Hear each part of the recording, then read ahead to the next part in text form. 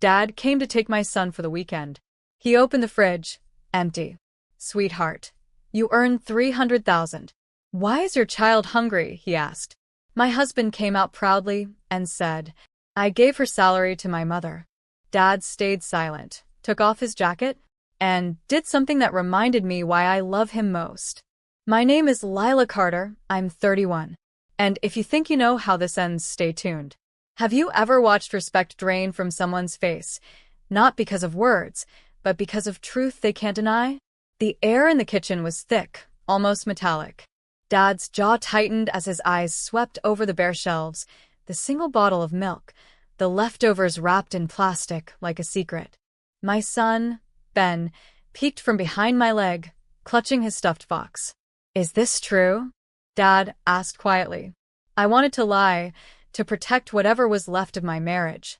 But the silence between my husband and me answered for me. He shrugged. It's not a big deal. My mom needed it. She's family. Dad's voice dropped an octave. And what about this family? My husband laughed, actually laughed, and leaned against the counter. You wouldn't understand. Some of us respect our parents. Dad's gaze sharpened. Respect isn't obedience, son. It's responsibility. Then he turned to me. Go pack Ben's bag. I blinked. What? Pack it, he said firmly. He's coming with me. Something inside me trembled. Not from fear, but from recognition. I'd seen that tone before, when Dad used to stand up for Mom during those rare, quiet wars in our old house. As I zipped Ben's backpack, my husband muttered, You're not taking him anywhere. Dad didn't argue. He just reached for his phone, made one call, and by the time the police cruiser pulled up, my husband wasn't smiling anymore. When the officers left, the house was silent except for the low hum of the refrigerator, the same empty fridge that had exposed everything. Dad rolled up his sleeves and opened his wallet. Go get your son something real to eat, he said. His voice wasn't angry. It was disappointed, which somehow hurt more. My husband stood by the window, arms crossed. You didn't have to call the police. That was dramatic. Dad looked at him, calm but deadly serious. You stole from my daughter and let your child go hungry. I should have called a judge instead. I stood there frozen between them, guilt and relief mixing like oil and water. Dad took a slow breath, then did something unexpected. He started unloading groceries from the trunk of his car. Bags of food, milk, fresh fruit, even my son's favorite cereal. Sit, he told me. You haven't eaten either, have you? I shook my head. He cooked while humming the same tune he used to whistle when I was little. Within minutes, the kitchen smelled like butter and warmth instead of fear. He placed a plate in front of Ben and said, A man who feeds others never lets his family starve. My husband mumbled, You're making me look bad. Dad turned to him. You did that yourself. Then he opened his briefcase, pulled out a folded paper, and slid it across the counter. You wanted control? Fine. Sign this, financial disclosure. Every cent you spend from her salary goes on record. My husband's face paled. You can't be serious. I'm more than serious, Dad said, folding his jacket neatly over the chair. I'm her father. And today, I'm reminding you what that means. Ben giggled softly, spooning cereal. For the first time in months, the house didn't feel hollow. By evening, the tension sat thick in the living room like fog. My husband paced, muttering under his breath, while Dad sat calmly on the couch, legs crossed, sipping tea as if this were a casual visit and not a full-blown reckoning. Look, Mr. Carter, my husband began, forcing a smile. You don't understand. My mother's alone. She needed the money for her medical bills. Dad looked up. Then you should have worked for it, not stolen it from your wife's paycheck while your son starved. His tone was even, but the silence that followed cracked like thunder. I spoke quietly. I didn't even know my direct deposit was being rerouted. He changed the email and password on the joint account. Dad turned his gaze to my husband. That true? No response. Just that familiar twitch at the corner of his mouth, guilt dressed as arrogance. Dad sighed, stood, and reached into his briefcase again. Then this will make things simpler. He placed a set of documents on the coffee table, printed bank statements, a notarized letter from his accountant, and a draft motion for financial abuse. I called a friend from the county office. You've been draining $14,000 every quarter from her salary for the past year. All traceable. All recoverable. My husband's voice broke. You wouldn't. I would, Dad interrupted. But only if you don't fix it yourself. He walked over to me, his voice soft now. Lila, you'll transfer your paycheck into a new account tomorrow morning. I'll help you set it up. Separate everything. For a moment, I couldn't speak. This wasn't just protection, it was proof that someone still saw me. As Dad gathered his papers, my husband whispered, "You're destroying our marriage." Dad didn't even look back. "No, son. You did that when you confused control with love." The front door closed behind him, and for the first time in years, I felt the air shift, heavy turning to clean. The next morning, sunlight cut through the blinds, slicing the room into lines of gold and truth. I sat at the table, Dad's documents spread out before me, a roadmap to freedom disguised as paperwork. My husband stumbled in, hair disheveled, eyes red from a sleepless night. "You called your father on me," he said, voice brittle. "Do you have any idea how humiliating that was?" I looked up from the forms. "You're humiliated because you got caught, not because you did wrong." He leaned forward, fists pressing the table. "You're blowing this out of proportion. I help my family. You should respect that." I met his stare. And who respected mine? Who respected our son when he asked for breakfast, and I had to lie? He looked away, no answer. At 9 a.m., Dad's SUV pulled up outside. He stepped out with quiet precision, holding coffee in one hand, a folder in the other. "Ready?" he asked me through the open door. My husband scoffed. "You really think you can take her money now?" Dad didn't even glance his way. "No. I'm helping her take it back." We drove downtown in silence, the city waking around us. At the bank, Dad introduced himself to the branch manager, apparently an old friend.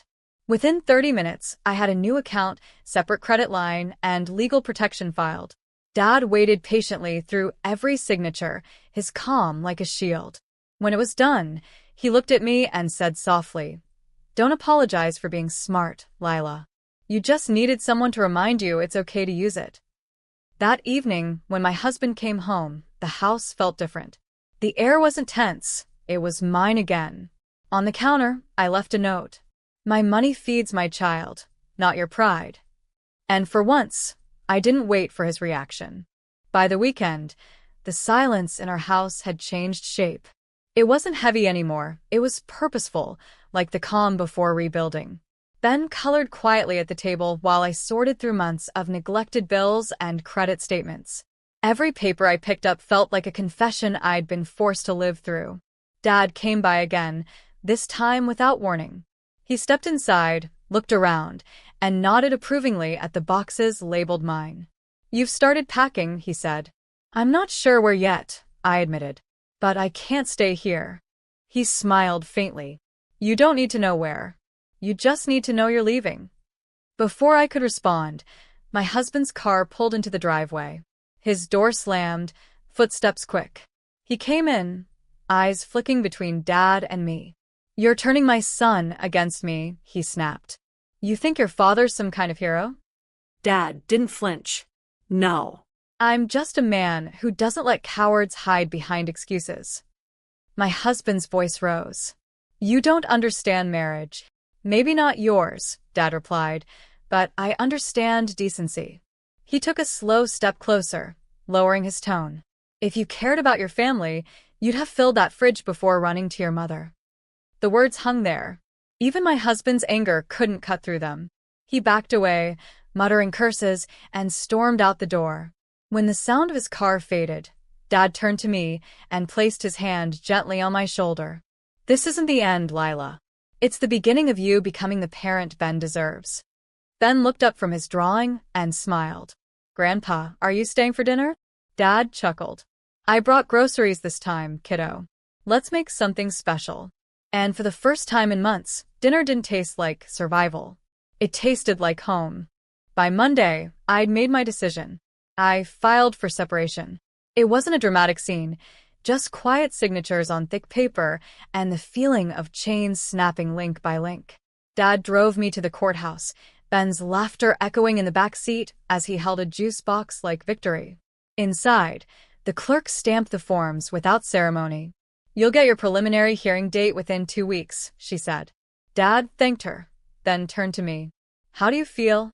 I hesitated. Free. Terrified. Both. He smiled. "That means you're doing it right." Back home, the house felt hollow, furniture still in place, but energy gone. My husband had taken some of his clothes and a few electronics. Everything else, he left behind, as if abandoning the weight of his choices. I spent that night sorting the kitchen cabinets. Cans lined up neatly. Fresh groceries stacked where emptiness used to live. When Ben woke for water, he blinked at the shelves. "Mommy, it's full." "Yeah, baby," I whispered. "It's full again." Later, I sat by the window with tea, scrolling through messages from coworkers and friends, women who had seen my quiet posts about financial control and reached out privately. "You're brave. You gave me courage to confront my husband. Can you help me set up my own account?" I typed replies one by one. When Dad called that night, his voice was soft. "Your story's helping more people than you know." I looked at Ben asleep on the couch, his hand still holding his toy fox. "It's helping me too," I said. Outside, streetlights glowed against the glass, steady, unshaken, like a promise. Tomorrow, I'd start over. Not as someone's daughter. Not as someone's wife. Just as Lila, enough on her own. The following week, I met Dad downtown for lunch.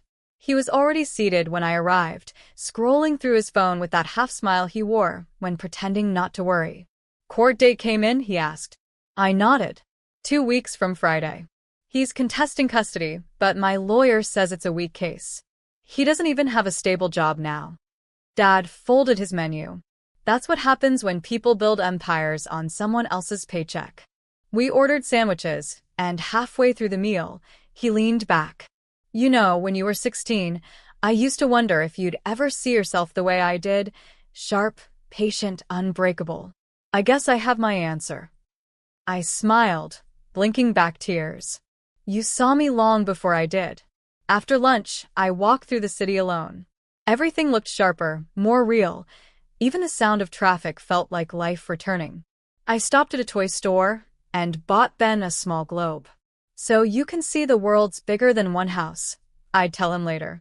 That night, when I came home, I found an envelope slid under the door.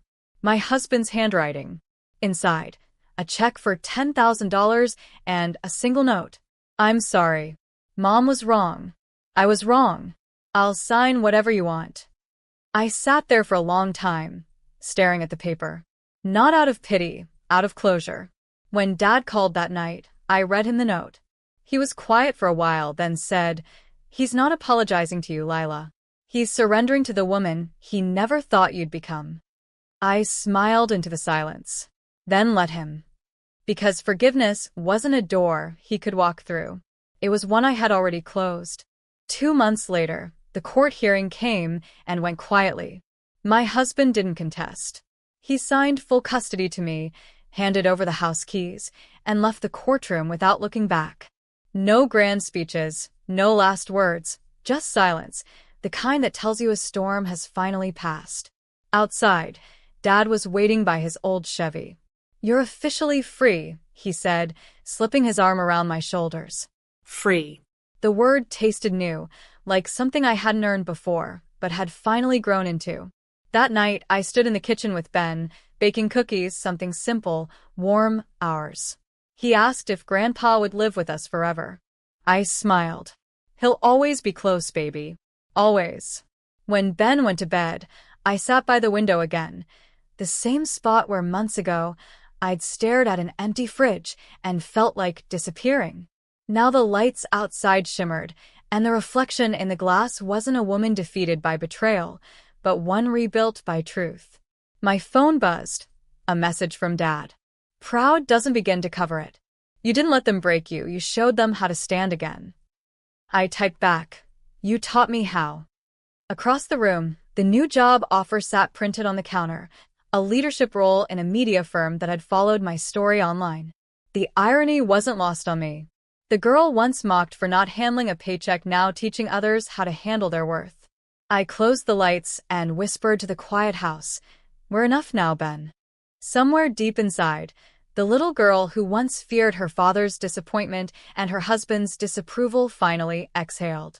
Because in the end, it wasn't the apology or the money or even the freedom that healed her. It was knowing she'd never let anyone make her small again.